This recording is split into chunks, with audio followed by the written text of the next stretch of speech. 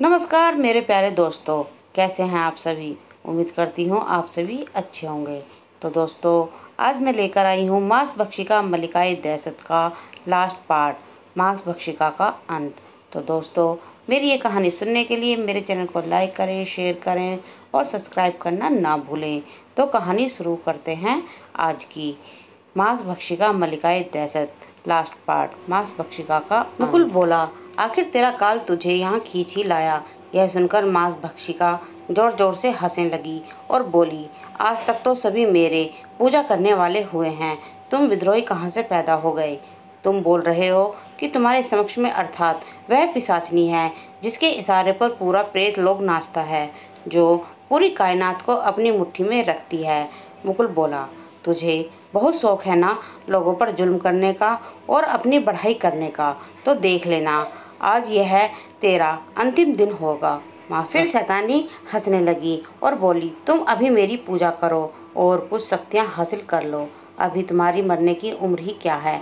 मुकुल बोला, तुमने ना जाने कितने निर्दोषों की जान ली है, तुमने कितनी औरतों को मायावी शक्ति के लालच में उनकी जिंदगियां बर्बाद की हैं, और तो और तुमने उस दुराक्ष को भी कैद कर लिया है जो प्रेत जाति के होते हुए भी सत्कर्म करता था। वह बोली, तुम भी तो यह बताना भूल ही गए कि मैंने प्रेतों को देवता मृत चांडक को भी बंदी बनाया है। मुकुल बोला, मृत चांडक कायर था, उसे उसके किए सजा मिल गई, लेकिन तू देख, तेरे सामने साक्षात अर्धप्रेत और मनुष्य के मेल से बना पूर्ण प्रेत खड़ा है। मांस भक्षिका इतराते हुए बोली, वह अर्धप्रेत जिसके नाम से आगे अर्ध मैंने ही लगाया है, उसके शरीर के 2 टुकड़े करके। इतना कहते ही वह घमंड रूपी हंसी हंसने लगी। हाँ, लेकिन अब हम पूर्ण प्रेत हैं। इतना कहते ही उसने हाथ से आग के गोले को बनाया और मांस भक्षिका की तरफ फेंका, लेकिन मांस भक्षिका भी कम शक्तिशाली नहीं थी। उसकी छोटी सी फूंक से वह आग का गोला नष्ट हो गया। फिर मांस भक्षिका ने अपनी शक्तियों का प्रयोग मुकुल पर किया, जिसे मुकुल धड़ाम से नीचे गिर गया। वह उठ नहीं पा रहा था। उसे लगा कि उसकी सारी शक्तियाँ छीन गई हैं और मृत्यु उसके आसपास मंडरा रही है।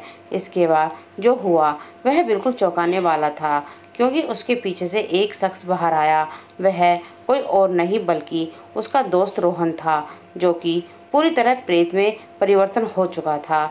यह देख मुकुल को अपनी आंखों पर विश्वास ही नहीं हो रहा था। उसे लगा कि कोई छलावा है। वह बोला, रोहन तुम? रोहन बोला, हाँ, मेरे अजीज दोस्त, ठीक पहचाना। मुकुल दर्द से कराते हुए बोला, तो क्या तुम इसके साथ हो? रोहन बोला, हाँ, कुछ ऐसा ही।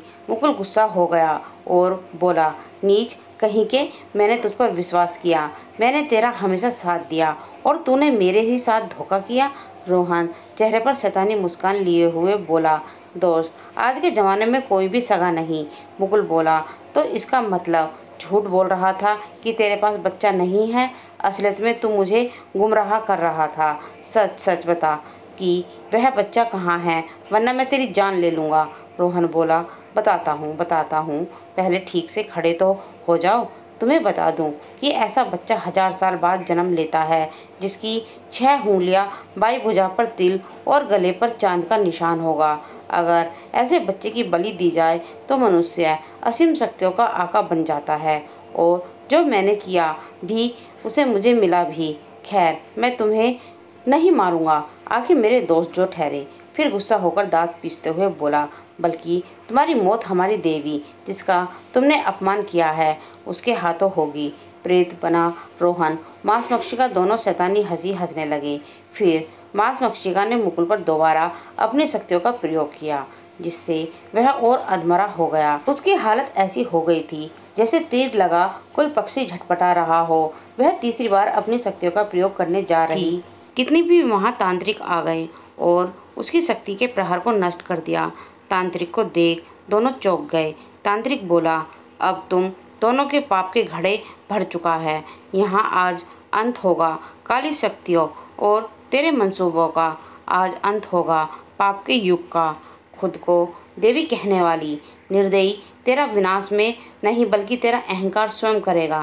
तांत्रिक की गुस्ताखी देख मांस भक्षिका को गुस्सा ज़्यादा बढ़ गया और उसने तांत्रिक पर भी अपनी शक्ति का प्रहार किया, जिससे वह भी शक्तिहीन होकर नीचे गिर गया।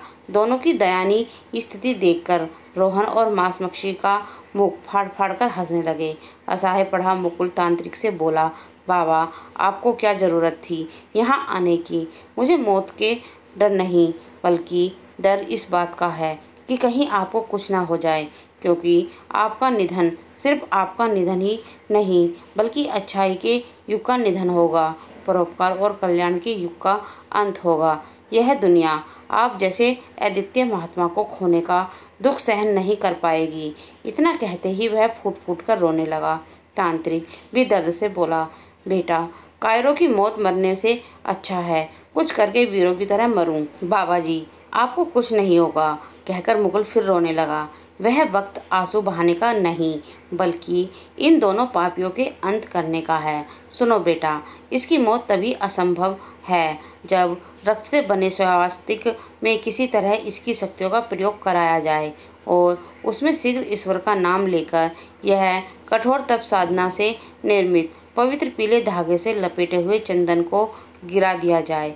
इस चंदन को लो और अपने रक्त से जमीन पर स्वास्तिक बनाओ, तब तक मैं इस भ्रमित करता हूँ। तांत्रिक ने मुकुल को बताया। मांसभक्षिका तंत्रिका से बोली, आज जब तेरे जैसे भगवान की पूजा करने वाली की जान मेरे हाथों जाएगी, तब तक लोगों के दिलो दिमाग में मेरी दहशत और भी बढ़ जाएगी। किसी की हिम्मत नहीं होगी कि मेरे खिलाफ खड़ा हो। यह दुनिया मेरी है, इस पर सिर्फ मैं हुक्म करूंगी।